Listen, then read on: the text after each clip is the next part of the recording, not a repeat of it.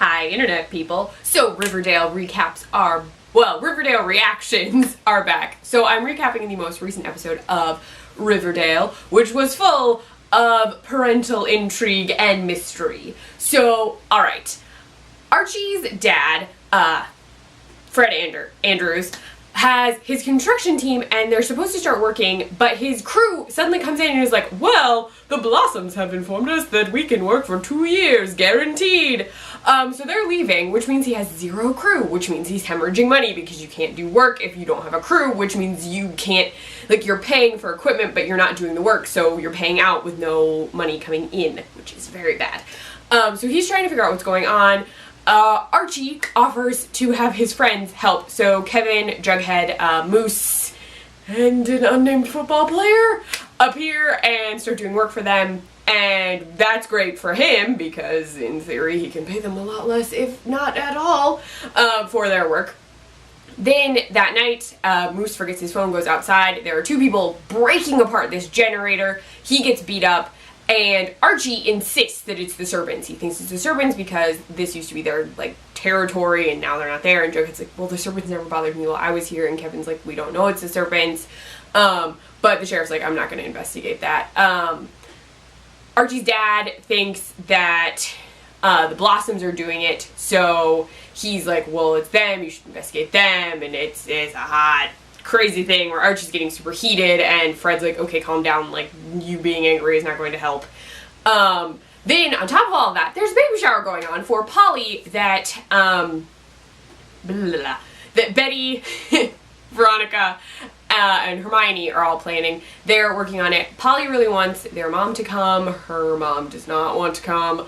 So there's all of that drama going on. But Hermione talks to Alice and is like, you should go. We dealt with, like, a lot about them being mothers and having kids. It was supposed to be a big connecting thing. So she's trying to convince her to come for the sake of her daughters. And so there's that. There's a lot of drama going on, mostly involving the relationships between the adults and the kids. So Polly does have her baby shower. Her mom does show up. Her dad does not. And the Blossoms show up. So the Blossoms and the Coopers are both there. Cheryl has brought a very expensive baby stroller and a number of other things. Grandmother Blossom, who has a real name, but all of her scenes. She's a great actress. Whoever is playing her is so fun. She does this crystal trick that apparently Cheryl says is because she has gypsy blood and dementia. But it's apparently a crystal that will determine that the sex of the baby. So they, like, do the thing, or the gender, whatever.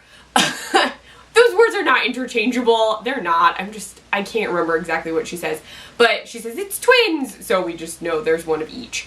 They do the thing, and then at the party things get very tense because both Alice and Mrs. Blossom offer to want to have Polly move in with them. Polly doesn't really react.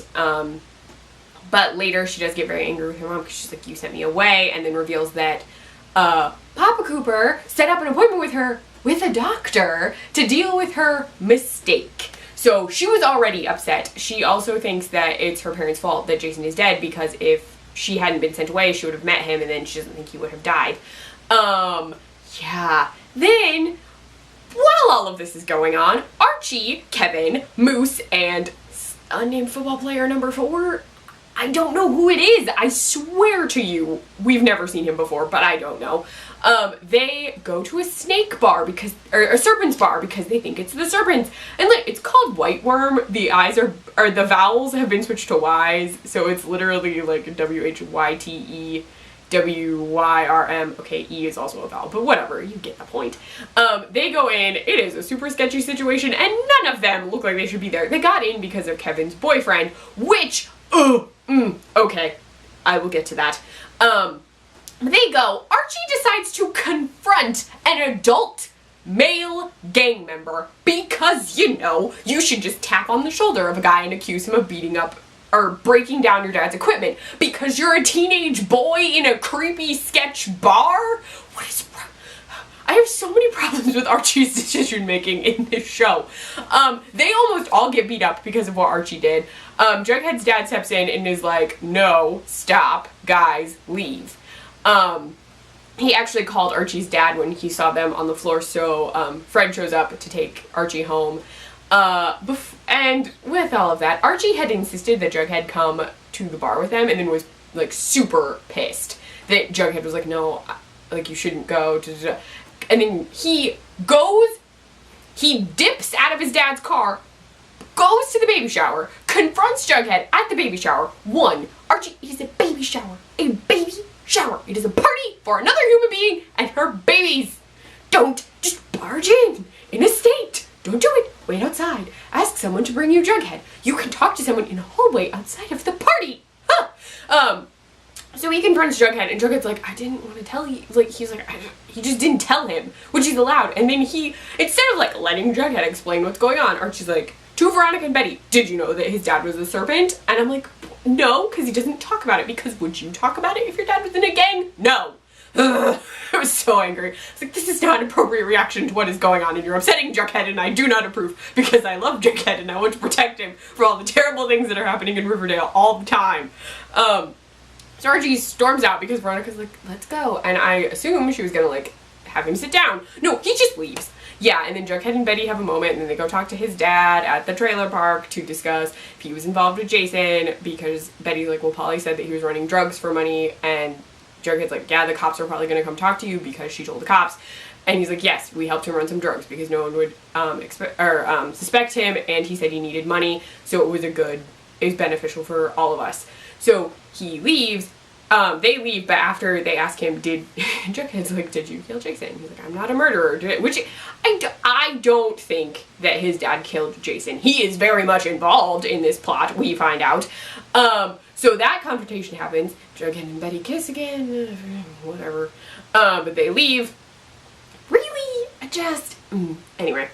But there's a huge throwdown at the Cooper house where Mama Cooper walks in on Mr. Cooper, throws the remote control against a chair, and is like, did you make an appointment? You did the same thing to Polly you did to me, to her. He totally made her get an abortion before they had Polly, which is crazy. What is wrong with him? And then he's like, well, what will people think? You weren't ready for a kid, like all this stuff. And I'm like, what is wrong with you people? What is the old money, of Riverdale, like, full of crazy things? Is this one of those, like, incestuous, we're all evil setups, like they do with royal family plots in Europe, in, like, British shows? Are they all crazy? I think they're all crazy. But she tells him he has to leave because Polly's coming home.